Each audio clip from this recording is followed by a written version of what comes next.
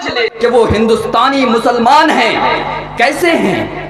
یقیناً ہندوستان کی فضا عرب کی طرح نہیں ہے، ہندوستان کی فضا فلسطین کی طرح نہیں ہے، ہندوستان کی فضا امریکہ اور جرمن کی طرح نہیں ہے، ہندوستان کی فضا جاپان اور نیپال کی طرح نہیں ہے، مختلف ہے۔ ہمیں سمجھنا ہوگا کہ ہم ہندوستانی مسلمان ہیں۔ میں اس پر قرآن کی میں نے ایک آیت تلاوت کی، چند آیتیں تلاوت کی۔ فَلْيَعْبُدُوا رَبَّ هَذَا الْبَيْتِ، ہماری ذمہ داری ہے کہ ہم اس رب کی عبادت کریں جو پوری کائنات کا رب ہے، جو تمام چیزوں کا رب ہے، جو تمام مخلوقات کا رب ہے، جو ہر چیز کو بنانے والا ہے۔ فَلْيَعْبُدُوا رَبَّ هَذَا الْبَيْتِ الَّذِي أَطْعَمَهُم مِّن جُوعٍ وَآمَنَهُم مِّن خَوْفٍ۔ اور جس نے امن و امان دیا ہے، میں خلاصہ پیش کر رہا ہوں، تفسیر اور ترجمہ نہیں پیش کر رہا ہوں، بلکہ جس نے امن و امان دیا۔ امن و امان کیا ہے؟ پیس ہے۔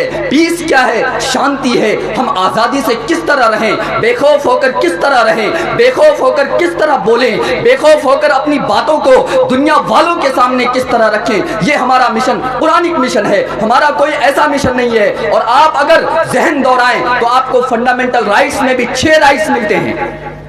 There are 6 رائٹس جو ریپرزینٹ کرتا ہے کہ ہم فریڈم ہو کر بولیں۔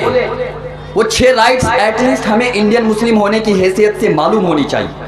ہمیں معلوم ہونا چاہیے کہ رائٹ ٹو ایکویلٹی کیا ہے، ہمیں معلوم ہونا چاہیے رائٹ ٹو فریڈم کیا ہے، بولنے کی آزادی کیا ہے، کھانے کی آزادی کیا ہے، شادی بیاہ میں کچھ بھی رسم و رواج کو اسٹیبلش کرنے کی آزادی کیا ہے، ہمارے حدود اور لیمٹس ہمیں معلوم ہونے چاہیے۔ تیسری چیز ہے رائٹ اگینسٹ ایکسپلوئٹیشن، یعنی اگر کچھ غلط ہو رہا ہے تو اس کو ہم کس طرح سے روکیں۔ ہمیں انڈین کانسٹیٹیوشن کہاں تک اجازت دیتی ہے۔ چوتھی چیز ہے right to freedom of religion, یہ فنڈامنٹل رائٹس ہیں، ہمارے قانون کی کتاب میں لکھے ہوئے ہیں یہ رائٹس۔ 448 میں سے کچھ یہ رائٹس ہیں جو ہمیں آزادانہ طور پر حاصل ہے۔ ہمیں 6 رائٹس صرف معلوم کرنے ہیں جو فنڈامنٹلز میں سے آتے ہیں، ہمارے بنیادی حقوق میں سے آتے ہیں۔ پانچویں چیز ہے کلچرل اینڈ ایجوکیشنل رائٹس، کہاں تک کیسی تعلیم ہمیں حاصل کرنی چاہیے، کیسا کلچر ہمیں اپنے معاشرے میں بنانا چاہیے، ہمیں اپنے گھر میں کیسا کلچر چاہیے، ہمیں اپنی کمیونٹی میں کیسا کلچر چاہیے، جس گاؤں اور دیہات میں ہم رہتے ہیں وہاں کیسا کلچر ہونا چاہیے، اگر شہر کے باشندے ہیں تو ہمارے ساتھ کیا کچھ حقوق مطالبات کرتے ہیں وہ ہمیں معلوم ہونا چاہیے۔